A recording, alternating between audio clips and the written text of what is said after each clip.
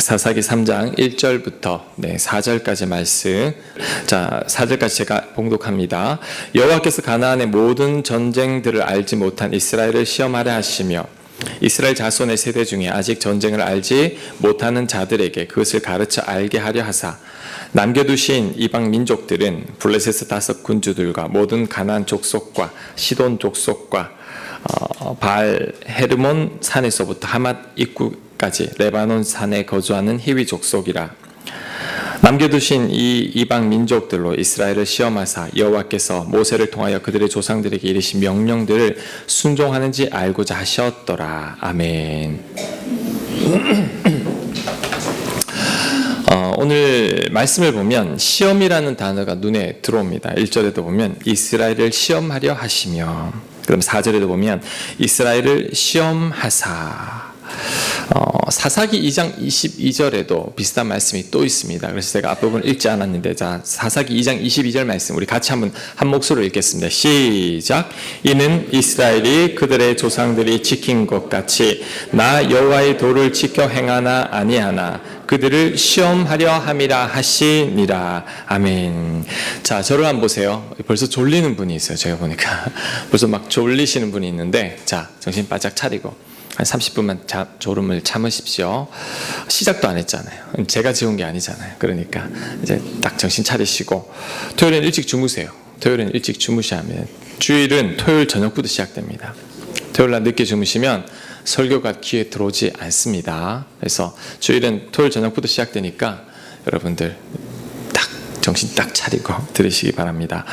자, 오늘 본문을 읽으면서 이런 의문이 들 수 있습니다. 꼭 시험해 봐야 하나? 하나님이. 그럼 하나님 전지전능하신 분이잖아요.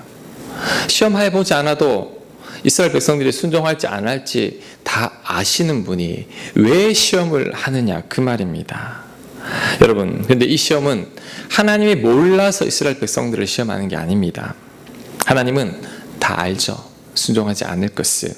그럼에도 시험을 허락하십니다. 왜냐하면 이스라엘 백성들을 위해서입니다. 여러분, 학생들이 시험을 치는 것은 선생님을 위함입니까? 학생들을 위함입니까? 학생들을 위해서죠. 선생님은 아무런 상관이 없어요, 시험하고는. 하지만 학생들이 시험을 쳐야지만 공부를 하고 시험을 쳐야지만 내 실력을 알게 됩니다. 마찬가지로 하나님은 우리를 위해서 시험을 허락하십니다.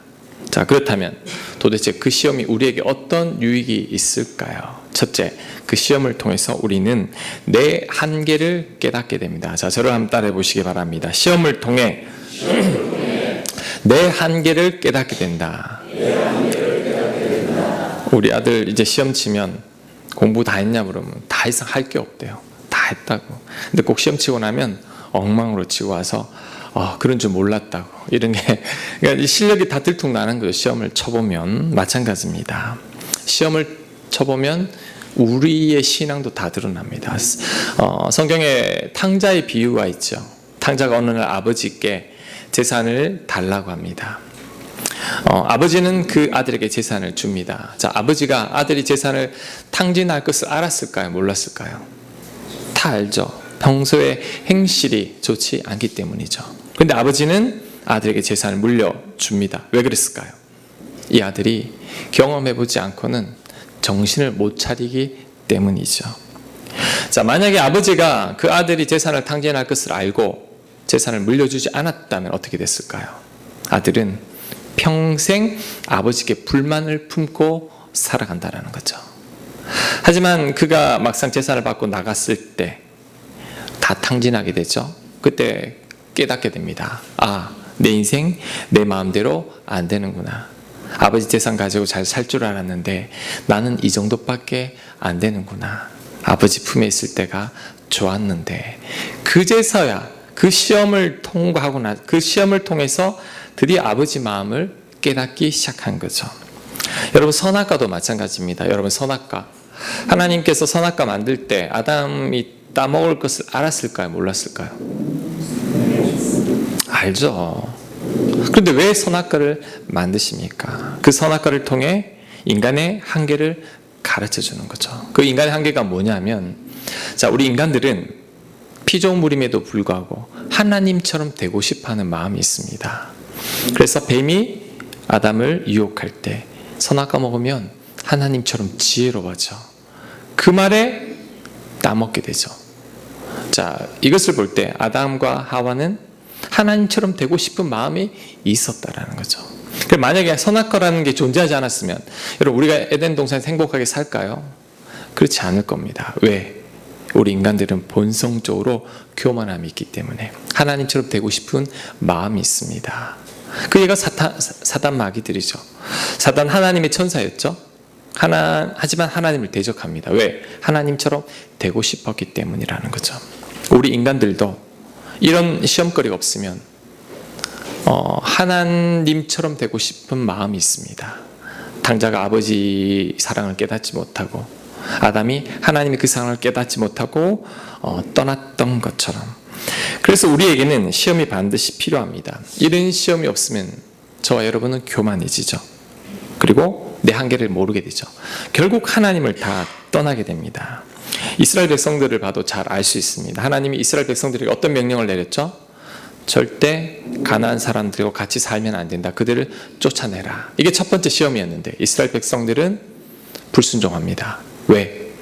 철병거 때문에 그들을 쫓아내려다가 우리가 다치는 수가 있습니다. 거절하죠. 그 다음 돈 때문이죠. 노예들 다 쫓아내버리면 우리 힘들지 않습니까? 그래서 불순종합니다. 하나님 뜻에 따르지 않죠. 이 첫 번째 시험을 통과하지 못했습니다. 어떤 일이 벌어졌을까요? 5절. 그럼 5절 말씀, 사사기 3장 5절 말씀, 6절 말씀 우리 같이 한번 읽겠습니다. 시작. 그러므로 이스라엘 자손은 가나안 족속과 헷 족속과 아모리 족속과 브리스 족속과 히위 족속과 여부스 족속 가운데 거주하면서 그들의 아들들에게 주고 또 그들의 신들을 섬겼더라. 어떤 일이 벌어졌죠? 오히려 사돈 맺어 버립니다. 이방 민족들 다 쫓아내라고 했는데 그들의 사돈 맺고 아들 주고 딸 주고 며느리 드리고 사위 드림으로 결국 어떻게 되었느냐? 하나님을 다 떠나버렸습니다. 오히려 이방 신들을 섬기는 이스라엘 백성들이 되었다라는 거죠. 이게 바로 그들의 한계입니다. 자, 여러분 인생에도 시험이 있습니다. 그 시험이 무엇이냐? 하나님 말씀과 여러분의 생각과의 충돌이죠. 하나님 뜻대로 할 것인가? 내 생각대로 할 것인가? 이게 시험입니다. 여러분 이런 시험이 평생 있을 겁니다. 이때 하나님 말씀의 순종을 택해야 합니다. 내 생각을 접어야 합니다. 당장은 힘들어도 손해를 봐도 어리석은 것 같아도 우리는 내 생각을 내려놓고 하나님 뜻대로 살아야 합니다. 이게 바로 시험을 통과하는 거죠. 그렇지 않으면 결국 이스라엘 백성들처럼 됩니다. 하나님 믿지 않는 사람들과 똑같아집니다. 결국 하나님을 다 떠나게 되는 거죠. 여러분 하나님 말씀에 순종할 것인가 내 생각대로 할 것인가 충돌이 늘 일어날 때 이때 하나님 말씀대로 순종하는 사람들도 있겠지만 그 반대로 내 생각대로 하는 사람들이 있습니다. 어떻게 되느냐? 세상 사람들과 비슷해집니다. 그들과 타협하게 되죠. 이방 신들을 섬기지 않지만 비슷한 신들을 섬깁니다. 어떤 신? 물질의 신, 자식의 신, 권력의 신이 되는 거죠. 그러면서 하나님보다 세상을 더 중요하게 여기면서 결국 하나님으로부터 멀어지게 됩니다. 자, 그 결과 어떤 일이 벌어질까요? 첫 번째 시험을 제대로 통과하지 못하니 이제 두 번째 시험이 있습니다. 자, 7절 말씀, 8절 말씀 우리 같이 한번 큰 소리로 읽겠습니다. 시작. 이스라엘 자손이 여호와의 목전에 악을 행하여 자기들의 하나님 여호와를 잊어버리고 바알들과 아세라들을 섬긴지라. 여호와께서 이스라엘에게 진노하사 그들을 메소포다미아 왕 구산 리사다임의 손에 파셨으므로 이스라엘 자손이 구산 리사다임을 8년 동안 섬겼더니. 자, 하나님을 잊어버리고 바알과 아세라를 섬기더니 어떻게 되느냐? 더 큰 시험을 만나게 되는데 바로 메소포다미아 왕 구산 리사다임에게 괴롭힘을 당합니다. 여러분 메소포타미아 문명 들어보셨죠? 그 문명을 말합니다. 그 지역에서 최고의 왕인데 구산 리사다임인데 자, 이름은 구산입니다. 그럼 리사다임은 뭐냐? 그게 별명입니다. 리사다임을 히브리어로 하면 어떤 뜻이냐면 두 배로 악랄한 자, 두 배로 악한 자라는 뜻인 거죠. 이스라엘 백성들이 시험을 통과하지 못하고 그들 원하는 대로 살다가 오히려 더 악랄한, 정말 두 배나 악독한 이 구산 왕을 만나가지고 8년 동안 고통을 당하게 됩니다. 자, 그 결과 어떤 일이 벌어졌을까요? 9절 말씀. 이스라엘 자손이 여호와께 부르짖음에 여호와께서 이스라엘 자손을 위하여 한 구원자를 세워 그들을 구원하려 하시니 그는 곧 갈렙의 아우 그나스의 아들 온니엘이라. 자, 얼마나 힘들었든지 이제 하나님께 부르짖게 됩니다. 여러분 지난주 말씀 기억나시는가 모르겠는데 우리 지난주에도 부르짖었죠. 그때는 하나님께 부르짖은 게 아니었습니다. 고통이 너무나 커서 그 고통 때문에 부르짖었는데 오늘은 두 배나 고통이 심해지니까 아무리 봐도 이 이스라엘 백성들은 이방 신들을 먼저 찾았을 것 같아요. 그런데 아무런 효과가 없으니까 이번에는 이제 하나님 앞에 부르짖기 시작한 겁니다. 여러분 작은 시험을 잘 통과해야 됩니다. 왜? 그 시험을 통과하지 못하면 더 큰 시험이 다가옵니다. 세상과 적당히 타협하면서 쉽게 살려고 하면 당장은 좋습니다. 그런데 시간이 지나면 결국 세상과 더 깊이 타협하게 되고 그러면서 하나님을 점점 떠나게 되면 두 번째 시험을 만나게 되는데 그때는 구산 리사다임처럼 두 배나 악독한 사람을 만나게 되고 더 큰 시험을 만나게 된다라는 거죠. 그래서 첫 번째 시험을 잘 통과해야 됩니다. 그럴 때 구산 리사다임을 만나지 않을 수 있게 되는 거죠. 자, 그런데 한편으로는 구산 리사다임에게 감사한 게 있습니다. 뭐가 감사하냐? 아니, 목사님 뭐가 감사합니까? 감사한 게 있습니다. 그게 뭐냐면 비로소 하나님을 찾기 시작했다라는 거죠. 자, 사사기 1장부터 3장까지 처음 하나님 찾은 겁니다. 그전에 하나님을 찾아본 적이 없어요. 근데 고통이 심해지니까 하나님을 찾게 됩니다. 그러니 하나님을 다시 만나게 되니 감사할 수 있게 되는 거죠. 교인들을 신방 가면 이런 말을 자주 듣습니다. 목사님 지금 너무 힘든데 내가 제발 이 고비만 넘겨지면 하나님을 잘 믿을 것 같습니다. 하나님 더 잘 섬기겠습니다. 그런데 이건 착각이죠. 힘든 시험과 고비를 넘기면 하나님을 잘 믿을 것 같지만 절대 그렇지 않습니다. 오히려 그 반대입니다. 제가 자주 하는 말이지만 고난 가운데 하나님을 떠나는 분들은 거의 못 봤습니다. 고난이 있으면 하나님 더 붙들어요. 그런데 많은 경우에 형통할 때 하나님을 떠납니다. 너무 잘 될 때 하나님을 다 떠나더라는 거죠. 시험이 없으면 하나님을 잘 믿을 것 같지만 그렇지 않습니다. 시험이 없으면 하나님을 떠나게 되고 오히려 시험이 있을 때 하나님과 가까워진다라는 거죠. 이게 바로 우리 인간의 한계입니다. 우리는 근데 그것을 알지 못하고 하나님 시험 좀 없어지게 해주세요. 이제 더 이상 이 시험으로 인해 고통받지 않게 해주세요 라고 하지만 그 시험을 통해 오히려 하나님께 더 가까이 나간다라는 거죠. 자, 이스라엘 백성들을 보세요. 한 번도 하나님 찾지 않았지만 이제 드디어 하나님을 찾기 시작합니다. 왜? 두 배나 악랄한 구산 리사다임에게 8년 동안 고통을 받더니 도저히 견딜 수 없어서 하나님을 찾는 거죠. 여러분 성도님들이 저에게 이런 말을 자주 합니다. 목사님 초심을 잃지 마세요. 초심 잃지 않도록 기도하고 있습니다. 그런데 왜 초심을 잃을까요? 배불러서, 형통해서, 문제가 없어서, 시험이 없으니까. 다윗도 시험이 없으니 변질했습니다. 여러분에게 평탄함만 있고 아무런 시험 없으면 여러분 하나님 찾지 않습니다. 이 자리에 없을 분들도 많습니다. 제가 보기엔 시험이 있기에 환난이 있기에 하나님 찾고 하나님께 매달리느라 이곳에 있는 거죠. 그래서 여러분을 힘들게 하는 시험에 감사하십시오. 여러분의 첫 번째 기도 제목 있죠. 감사하십시오. 여러분의 구산 리사다임 있죠. 그분에게 감사하십시오. 왜? 그분 때문에 하나님을 찾고 지금 이 자리에 있는 겁니다. 그 구산 리사다임이 꼭 악인이 아닐 수도 있습니다. 여러분의 가족일 수도 있습니다. 여러분을 힘들게 하는 교인일 수도 있습니다. 하지만 그로 인해 하나님을 간절히 찾게 된다면 감사하십시오. 하나님께서 나를 위해 주신 은혜요 가시입니다. 고린도후서 12장 7절 말씀 우리 같이 읽습니다. 시작.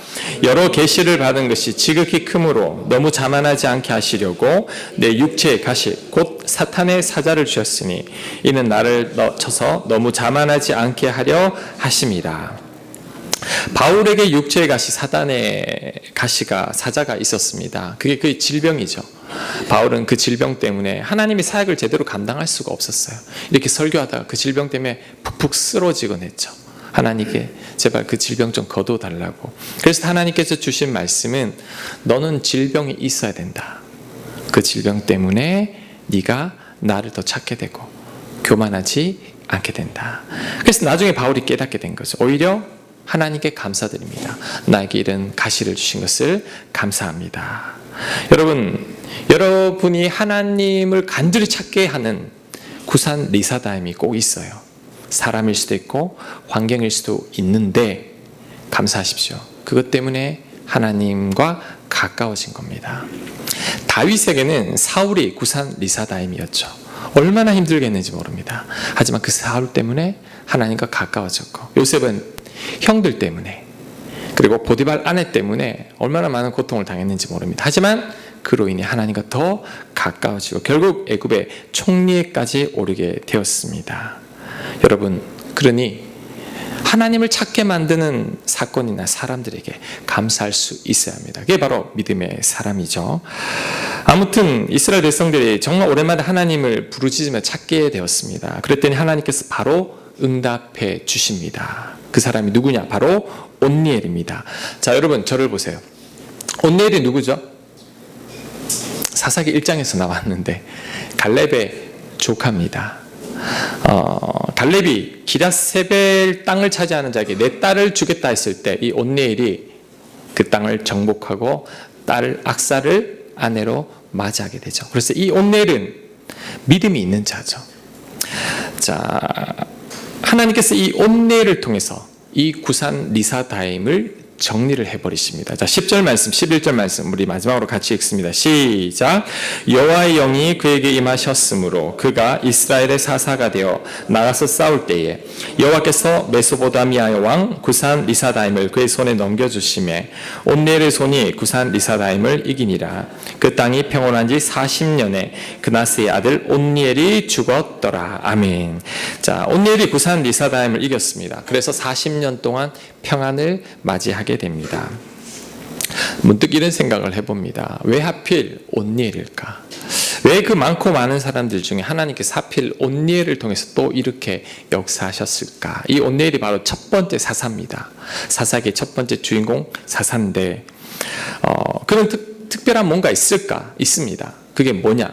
첫 번째는 믿음의 사람이었죠. 이스라엘 백성들이 가나안 사람들을 다 두려워 떨 때 온니엘은 나는 하나님이 함께하면 이길 수 있다라고 기럇세벨을 정복했던 믿음이 있었던 사람이고, 두 번째는 한 가지가 더 있습니다. 그는 하나님의 영이 임한 사람입니다. 자, 10절 말씀. 여호와의 영이 그에게 임하셨으므로. 자, 여러분 중요합니다. 이게. 자, 지금 신약 시대죠. 예수님을 믿는 자들에게 누구에게나 성령님을 선물로 주신다라고 약속하셨어요. 그래서 여러분 안에는 성령님이 다 있습니다. 그 하나님의 영이 있어요. 여러분이 그 하나님의 영에게 도움을 청할 때 그 영이 도와주십니다. 근데 우리가 그 성령님의 도움을 잘 받지 못할 뿐이죠. 근데 구약시대에는 하나님의 영이 선택된 몇 명에게만 주어졌어요. 선지자나 이 온니엘이나 이 다윗과 같은 사람에게. 그 선택된 몇 명의 사람에게 부어졌는데 이 하나님의 영의 도움을 받을 때 하나님의 도움을 받게 되는 거죠. 그래서 이 온니엘이 자신의 힘으로는 이 구산 리사다임을, 이 메소포타미아 최고 문명 속에 있는 왕을 이길 수 없었지만 하나님의 영의 도움을 받으니 그는 성령 충만한 사람이죠. 하나님에 대한 믿음이 있는 거죠. 그러니 이 구산 리사다임을 이길 수 있었다라는 것입니다. 자, 이것을 우리들의 삶에도 그대로 적용할 수 있습니다. 우리들에게도 구산 리사다임과 같은 사람이 우리 주변에 있고 구산 리사다임처럼 힘들게 하는 사건과 환경들이 있습니다. 자, 그것을 어떻게 극복할 것인가? 여러분 힘으로는 안 됩니다. 그것을 깨달아야 합니다. 내 힘으로는 안 된다. 그럼 어떻게 하느냐? 내 안에 계신 성령께서 나를 도와주셔야 합니다. 하나님이 용의 온내를 도와주니까 구산 리사다임을 이긴 것처럼 우리 또한 하나님이 우리를 도와주시면 우리가 능히 이겨낼 수 있고 극복할 수 있다라는 것입니다. 자, 이것을 제가 어떻게 설명할까 이렇게 고민하다가 이제 선교지 가서도 고민을 했습니다. 근데 선교사님 한 분을 만났어요. 거기서 제 신대원 때 같이 공부했던 목사님이고 지금 인도네시아에서 사역을 하고 있는데 우리 공성일 목사님, 선교사님이죠. 이제 그분을 만나서 이 그분에게 이야기를 들었는데 그래, 이것을 내가 말씀을 드리면 되겠다 싶어서 여러분에게 나눕니다. 재미있는 이야기니까 잘 들어보시기 바랍니다. 지금 그 어디에서 사역을 하고 있느냐 하면 인도네시아 보르네오, 여러분 보르네오 아시죠? 보르네오 섬에 있는 폰티아낙이라는 곳에서 사역을 하고 있는데, 폰티아낙, 이 도시 이름의 뜻이 뭐냐면, 여러분 나중에 네이버 한번 찾아보십시오. 아기를 낳다가 죽은 여자라는 뜻입니다. 이 폰티아낙이라는 뜻이 아기를 낳다가 죽은 여자라는 뜻이에요. 무슨 도시 이름이 이렇죠? 근데 그 도시에는 이 귀신들이 그렇게 많이 출몰을 한다고 그래요. 제가 공목사님한테 들은 이야기인데, 제가 설교 시간에 거짓말 안 하잖아요. 제가 좀 이상한 이야기를 할 텐데 여러분 오해는 하지 마시고 들은 그대로 전합니다. 이 공목사님은 이 지성과 현실을 중요시하는 목회자입니다. 어떤 뭐 영적인 거 이런 거 별로 안 따지고 그냥 책 읽고 말씀 중심의 목회를 하는데, 이제 그가 폰티아낙에 있는 이 신학 고등학교에서 이제 교사로 이제 사역을 하게 됐어요. 우리나라는 신학 고등학교는 없지만 인도네시아는 신학 고등학교가 있다고 합니다. 그래서 이곳에서 사역을 하는데 어느 날 이제 한 학생의 엄마가 아이를 데리고 목사님을 찾아온 거예요. 왜 찾아왔냐면 그 딸이 귀신 들린 거예요. 목사님이니까 찾아와서 목사님, 제 딸 귀신 좀 쫓아내 주세요라고 한 거예요. 그러니까 공 목사님은 한 번도 귀신을 본 적도 없고 또 귀신을 쫓아내본 적도 없는데 귀신 들렸다고 하니까 안 믿겨지더라는 거예요. 그래서 이제 평상시에 궁금했던 게 있었대요. 그게 뭐냐면 속으로 물어봤답니다. 그 소녀를 쳐다보면서 네가 예수를 판 자냐? 이렇게 물었대요. 그랬더니 그 애가 고개를 딱 쳐들더니 그래 나다 이렇게 이야기하더라는 거죠. 깜짝 놀랐죠. 소름이 쫙 돋더라는 거예요. 그 말을 하면서 옆에서 막 닭살이 돋아있어요. 그 말을 또 하면서 이제 그러면서 이제 정말 귀신 들렸구나. 그래서 언제부터 이런 증상이 생겼느냐고 물어보니까 이제 이 애가 인도네시아 사탄 숭배하는 지역이 많다 그래요. 어떤 사탄 숭배하는 곳에 저녁에 밤에 모든 집회에 친구 따라 갔다가 이제 그곳에서 막 피의 제사를 보게 된 거죠. 그 피의 제사를 보고 피를 마시고 사탄을 숭배하고 그 참여했다는 기념으로 이제 옷을 하나 선물 받았는데 그 옷을 집에 가져오고 난 후로부터 이제 자신의 안에서 이제 귀신들의 역사가 나타나기 시작한 거죠. 그래서 이제 귀신을 쫓아내야 되잖아요. 근데 뭐 목사님부터 두려워가지고 어떻게 할지 몰라가지고 그래도 막 기도를 했대요. 기도하고 예수라는 말만 하면 얘가 경기를 하는 거예요. 성경을 읽어보라 하면 성경을 읽지를 못한다고 합니다. 그래서 예수님의 보혈에 관계되는 찬송을 막 부르니 막 괴로워해요. 그래서 예수 이름으로 나가라고 하니까 안 나가는 거예요.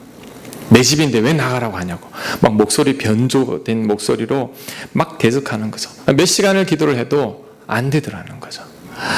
그러다가 이제 며칠 뒤에 이제 그 학교에서 목회자들 모임이 있었대요. 한 40여 명의 목회자들이 모여가지고 어떤 회의를 했는데 이야기를 했답니다. 사실 이 학교에 이런 애가 있는데 귀신이 들렸는데 아무리 쫓아내려고 해도 안 된다. 우리 같이 좀 쫓아내자. 그랬더니 이제 그 목사님들이 알겠다고 그 아이를 부르고 그 아이 옷을 가져오라고 해서 그 아이 옷을 가져와서 목회자들 40명이 그 아이를 중간에 놓고 이제 막 기도하기 시작하니까 이제 막 못 견디는 거죠. 그러면서 이제 그 옷을 이제 불에 태웠다며. 불을 태웠더니 이제 그 아이가 비명을 지르면서 쓰러졌고 이제 귀신이 나간 거죠. 됐다라고 했더니 이번에는 여학생 기숙사에서 막 비명 소리가 들리면서 난리가 난 거예요. 뛰어가 보니 그 여자아이에게 있던 귀신이 7이었는데 다른 기숙사 여자아이들 몸에 또 다 들어간 거죠. 그래서 또 목사님들하고 다 불러가지고 그 아이들 손 얹고 기도를 하고 찬송하고 예수 이름을 대적하니까 한 몇 시간 동안 했대. 그래서 결국 7명의 귀신이 다 나갔다고 합니다. 자, 그런데 이제 목사님 하시는 말씀이 신학기가 되면 학생들이 또 올라오면 그 중에 또 이제 귀신 들린 자들이 있더라는 거죠. 근데 도저히 알아낼 수가 없대. 이렇게 예배도 똑같이 드린대요. 대신 말씀은 안 듣는데요. 성경도 안 읽고 찾아낼 수가 없다라는 거죠. 그런데 이 아이들이 언제 증상이 드러나느냐면 이제 뭐 단기 팀들을 와서 뜨겁게 집회를 하고 찬양 부르고 막 통성으로 기도하다 보면 아이들이 푹푹 쓰러지는 거예요. 막 비명을 지르면서 쓰러지는데 그 아이들이 귀신 들린 아이들이라는 거죠. 그래서 신학기가 되면 이제 목사님들을 모시고 집회를 하는데 그때 이제 실체가 막 드러난다고 합니다. 막 쓰러지고 그때 그 아이들 붙들고 쫓아내는데 목사님이 하셨던 말씀 중에 기억나는 게 뭐냐면 그 아이들이 공통점이 있더라는 거죠. 귀신 들린 아이들이 첫째는 일단은 다 여자예요. 남자아이들 한 번도 없었대요. 다 여자아이들이고 두 번째는 굉장히 상처와 아픔이 많은 아이들.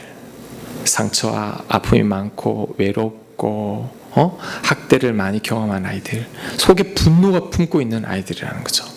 왜냐하면 아이들을 다 상담을 하니까 목사님이니까 전부 다 상담을 하니까 이상하게 집회 때 쓰러지고 막 귀신 들린 아이들을 보면 많은 아픔을 지닌 아이들이라는 거죠. 에베소서 4장 26절 말씀이 생각이 났습니다. 자, 제가 읽겠습니다. 분을 내어도 죄를 짓지 말며 해가 지도록 분을 품지 말고 마귀에게 틈을 주지 말라.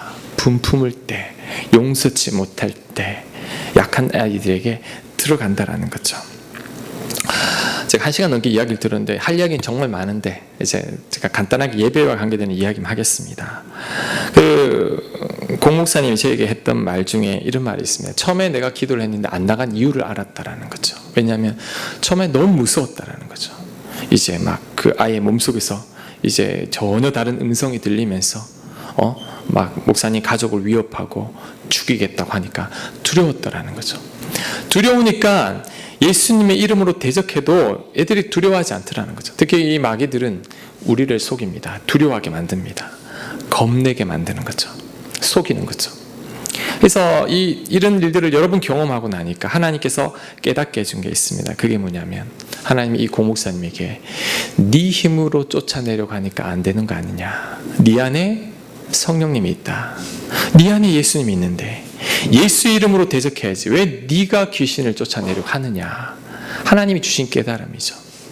그때 고목사님이 담대함이 생겼다고 합니다. 아, 그래. 내가 쫓아내는 게 아니지. 내 안에 성령님이 계시지. 예수의 능력으로 쫓아내야지. 그 이후로 이제 귀신 들린 아이들을 대할 때 예전처럼 두려움이 사라지고 나는 너를 쫓아낼 수 없지만 내 안에 계신 성령님은, 내 안에 계신 예수님은 너를 쫓아낼 수 있다. 예수 이름으로 명하노니 나가라. 그때 떠나기 시작했다라는 거죠. 충만했을 때. 사도행전 3장 6절 말씀이 생각이 났습니다. 자, 베드로가 이제 날 때부터 안전뱅이를 일으키는 역사인데 이 거지죠. 그는 돈을 요구하는데 베드로가 이런 말을 합니다. 자, 베드로가 이르되 은과 금은 내게 없거니와 내게 있는 이것을 내게 주노니 나사렛 예수 그리스도의 이름으로 일어나 걸으라고. 나는 돈은 없다. 대신 나에게 있는 게 있다. 그게 뭐냐? 예수님이 있다. 나에게 예수님이 있으니 그 예수의 능력으로 너에게 일어나 걸으라고 하겠다. 그랬더니 일어나 걷는 거예요. 마찬가지죠. 공 목사님이 두려움이 가득하니 이 구산 리사다임 같은 존재에게 쩔쩔매는 거죠. 그런데 내 안에 성령님, 내 안에 계신 예수 그리스도를 의지해서 담대하게 명하니까 이 귀신들이 나가더라는 거죠. 자, 이것을 우리들의 삶에도 그대로 적용할 수 있습니다. 여러분, 우리가 세상에서 왜 실패하느냐 하면 여러분의 힘으로 하려고 하기 때문이죠. 여러분의 지혜로, 여러분의 경험으로, 여러분의 생각대로 하려고 하기 때문에 지는 겁니다. 근데 우리는 이렇게 살면 안 됩니다. 왜? 우리는 내 힘으로 사는 자가 아니죠. 우리는 하나님 힘으로 사는 자입니다. 내 안에 거하시는, 여러분 안에 거하시는 성령님의 도움으로 살아가는 자들입니다. 예수님의 능력으로 살아가는 자들이죠. 하나님의 사람은 내 힘으로 사는 자가 아닙니다.